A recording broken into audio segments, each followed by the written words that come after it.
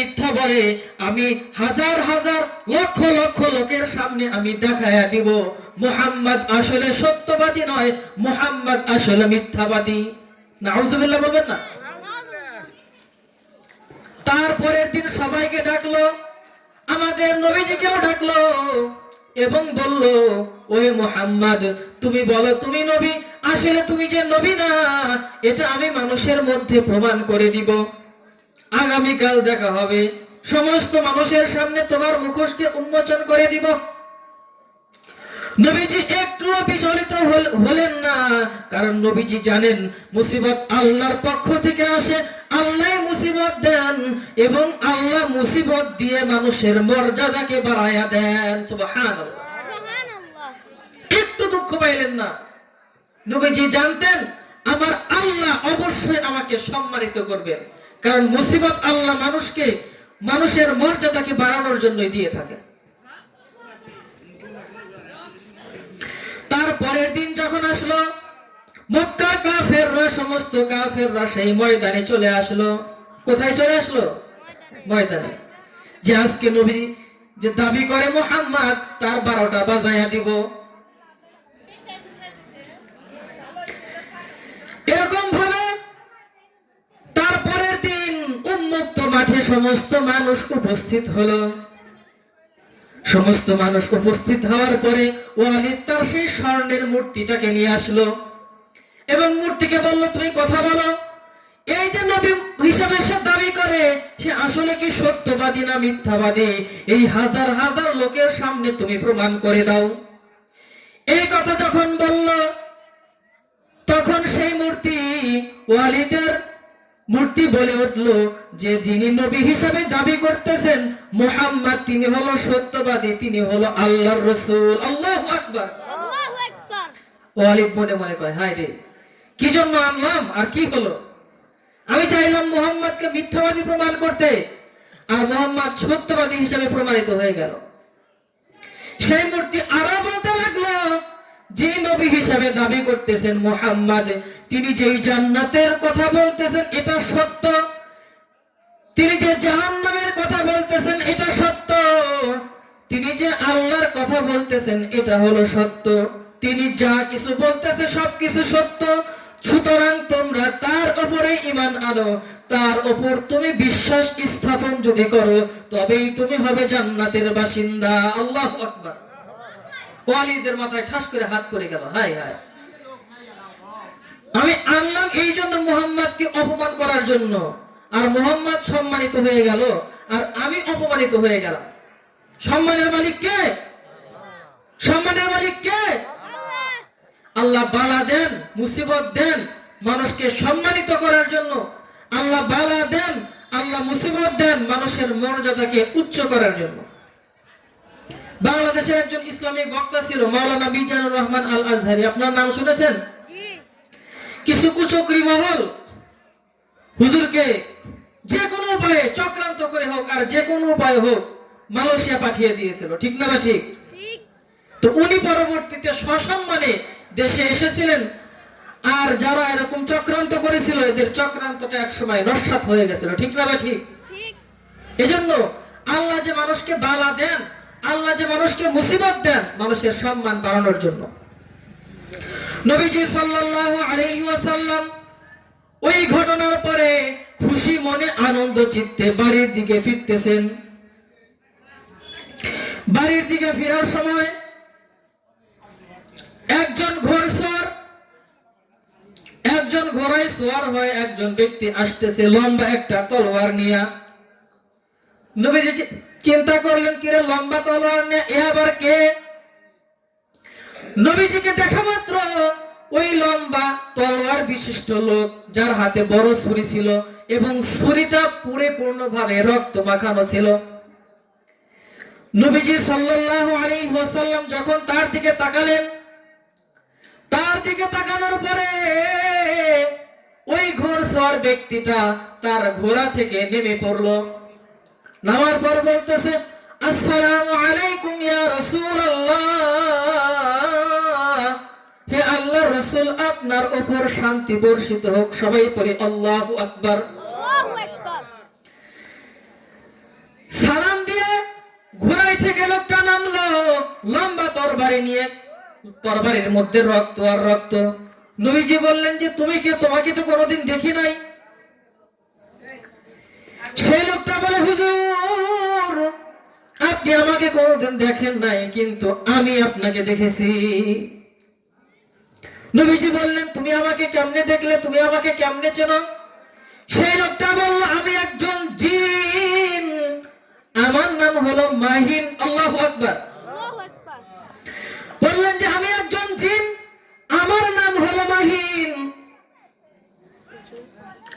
আমি আপনাকে দেখেছি এবং আপনার উপর ঈমান এনেছি।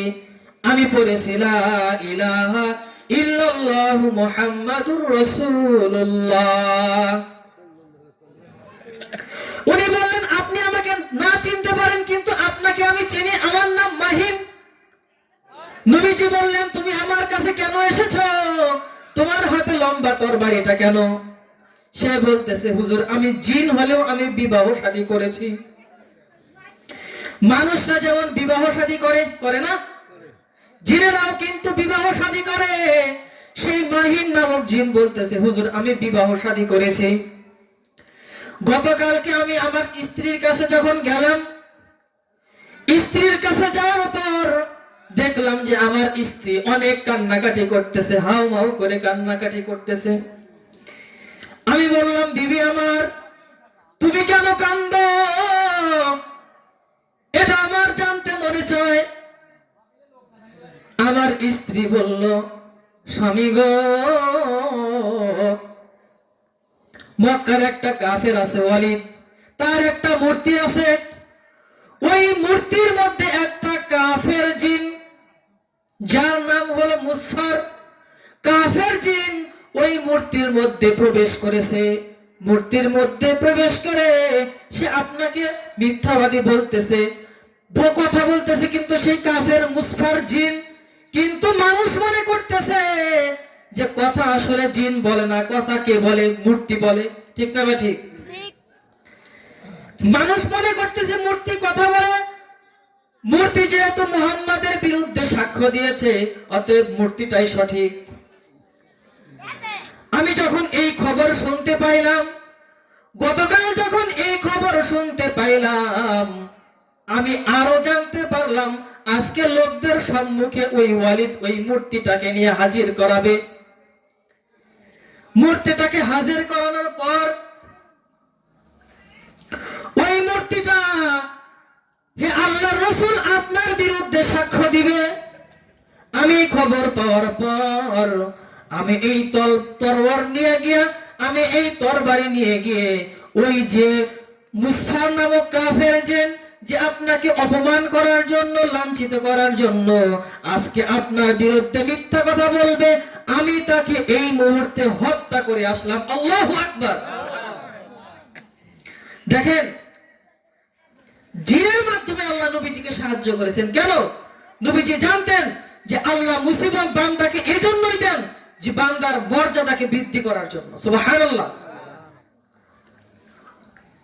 তো আমি ওই জিনটাকে, ওই কাফের জিনটাকে হত্যা করে এই মুহূর্তে আপনার কাছে আসলাম। আমার কাছে যে তরবারি দেখেন, তরবারিতে যে রক্তটা দেখেন, এই রক্ত কোনো মানুষের রক্ত নয়, এইটা হলো ওই কাফের মুসফার জিনের রক্ত। আল্লাহু আকবার। দেখেন নবীজি আল্লাহর উপর ভরসা করলেন, মুসিবতে পথ হারালেন না, আল্লাহ তাকে জিনের মাধ্যমে সাহায্য করলেন। এখন আমরাও যদি মুসিবতে পড়ে যদি আমরা পথ হারিয়ে যাই, মুসিবতে পড়ে যদি আল্লাহকে গালি দেই, আমাদেরকে কিন্তু কেউ সাহায্য করার জন্য আসবে না। মুসিবতে পড়লে আমি চিন্তা করব মুসিবত আল্লাহই দিয়েছেন, মুসিবত আল্লাহই নিবেন, মাঝখান থেকে একটা লাভ হবে, সেটা হলো আমার মর্যাদা বৃদ্ধি হবে, আমার গুনাহ খাতাগুলোকে আল্লাহ পাক মাফ করে দিবে। নবীজি তখন ওই যে কাফের জিন ছিল যাকে হত্যা করা হলো, যে হত্যা করলো মাহিন, তার মাথায় নবীজি হাত দিয়ে দোয়া করে দিলেন এবং এটাও দোয়া করে দিলেন তুমি যেহেতু আমাকে সাহায্য করেছো, আল্লাহ যেন তোমাকে মাফ করে দেয়, তোমার পরিবারকে মাফ করে দেয়। এভাবে নবীজি সাল্লাল্লাহু আলাইহি ওয়াসাল্লাম ওই জিনের জন্য দোয়া করে দিলেন। এজন্য মুসিবতে কোনোদিন পথ হারাবেন না, মুসিবতে কোনোদিন ধৈর্য হারা হবেন না। অনেক মানুষকে বলতে শোনা যায়, বিশেষ করে মহিলা মানুষের মধ্যে এই সমস্যাটা আছে, তার সন্তান মারা গেছে, সে আল্লাহকে কয়, আল্লাহ তুমি কি আর কারো সন্তানকে দেহ নাই, তুমি আমার ছাওয়ালকে কেন নিয়ে গেলা? ঠিক না বা ঠিক?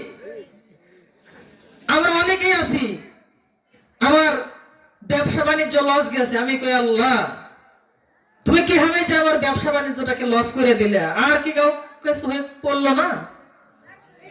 অথচ আমরা কোরআনের মাধ্যমে এটা শিক্ষা পাই যে মুসিবত যে আল্লাহ দেয় গুনাহ মাফ করার জন্যই দেয়, মুসিবত যে আল্লাহ দেন মর্যাদা বৃদ্ধির জন্যই দেন। আপনারা হযরত হামজা ইবনে আব্দুল মুত্তালিবের নাম শুনে থাকবেন। নবীজির চাচা হামজা ইবনে আব্দুল মুত্তালিব, উনি ছিলেন সাইয়্যিদুশ শুহাদা, শহীদদের সর্দার। আল্লাহ পাক রব্বুল আলামিন ওনাকে দুনিয়াতেও পরীক্ষা করেছিলেন, মৃত্যুর পরেও পরীক্ষা করেছিলেন। মৃত্যুর পরে কিভাবে পরীক্ষা করলেন? ওনার যখন ইন্তেকাল হলো, সামান্য কয়েকটা কথা বলে আমি শেষ করে দিব। ওনার যখন ইন্তেকাল হলো, যেই কাফের ওনাকে শহীদ করে দিয়েছিলেন তার নাম ছিল হলো ওয়াহশী। কি নাম? ওয়াহশী।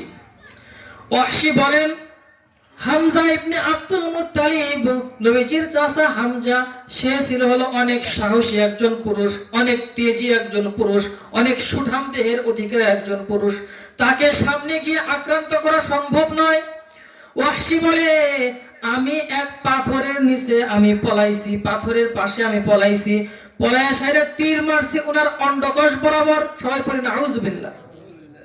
উনি যখন কাত হয়ে পড়ে গেছে, আমি তাকে শহীদ করে দিয়েছি। উনি যখন শহীদ হলেন, শহীদ হওয়ার পর হিন্দা বিনতে উতবা সে কাফেরদেরকে বলল, এই হামজা যে মারা গেছে, হামজার মাঝখান থেকে ফারো। সবাই পড়ে নাউজুবিল্লাহ। একজন লোক মারা গেছে, তারপরে হুকুম করতেছে আর মাঝখান থেকে ফারো। উনি ছিলেন সাইয়্যিদুশ শুহাদা, শহীদদের সর্দার। আল্লাহ যে উনাকে মর্যাদা দিবেন এমনি দিবেন না, পরীক্ষার মাধ্যমে দিবেন। বললেন যে ফারো, একজন ফারলো। হিন্দা বিনতে উতবা সে তার কলিজা চাবাইতে লাগলো। সবাই জোরে সোরে পড়ে নাউজুবিল্লাহ। এই যে ওনাকে যেই আল্লাহ পাক পরীক্ষাটা দিলেন মৃত্যুর পরেও, আল্লাহ কিন্তু চাইলে ওনাকে বাঁচাইতে পারতেন, কিন্তু বাঁচান নাই কেন? আল্লাহ পাক ওনাকে সাইয়্যিদুশ শুহাদা, শহীদদের সর্দার হিসাবে জান্নাতে পাঠাবেন। সুবহানাল্লাহ। তো পরবর্তীতে ওনার উপাধি হলো সাইয়্যিদুশ শুহাদা, শহীদদের সর্দার। এজন্য আমরা কেউ মুসিবতে পড়লে বিচলিত হব না। আল্লাহ পাক হয়তো আমাদেরকে মুসিবত দিয়ে আমার মর্যাদাকে বৃদ্ধি করবে। মা আসাবা মিন মুসিবাতিন ইল্লা বিইذنিল্লাহ, যত মুসিবত আছে সব কার পক্ষ থেকে আসে? আল্লাহর পক্ষ থেকে আসে। ওয়া মান ইউমিন বিল্লাহি ইয়াহদি কলবা, আর যে ব্যক্তি মুসিবতে পড়ার পরেও আল্লাহর প্রতি বিশ্বাস রাখে, আল্লাহ তার অন্তরকে সঠিক করে দেন। সুবহানাল্লাহ। মুসিবতে পড়লে আল্লাহর প্রতি বিশ্বাস রাখতে হবে। আল্লাহু বিকুল্লি শাইইন আলিম। আল্লাহ পাক রব্বুল আলামিন যারা মুসিবতে পড়ে এবং যারা আল্লাহর প্রতি বিশ্বাস রাখে, আল্লাহ পাক তা জানেন এবং সেই অনুযায়ী আল্লাহ সবাইকে বদলা দান করবেন। সবাই বলি সুবহানাল্লাহ। বাস এই কথা বলি আমি আমার আলোচনা শেষ করছি। আমরা যা শিক্ষা পাইলাম, মুসিবতে পড়লে আল্লাহ ভরসা এবং আল্লাহ এর মাধ্যমে আমার গুনাহ মাফ করবেন, মর্যাদা বৃদ্ধি করবেন। আল্লাহ পাক রব্বুল আলামিন আমাদের সবাইকে বুঝার তৌফিক দান করেন। সবাই বলি আমিন। ওয়া আখিরু দাওয়ানা আলহামদুলিল্লাহি রাব্বিল আলামিন। আসসালামু আলাইকুম ওয়া রাহমাতুল্লাহি ওয়া বারাকাতুহু।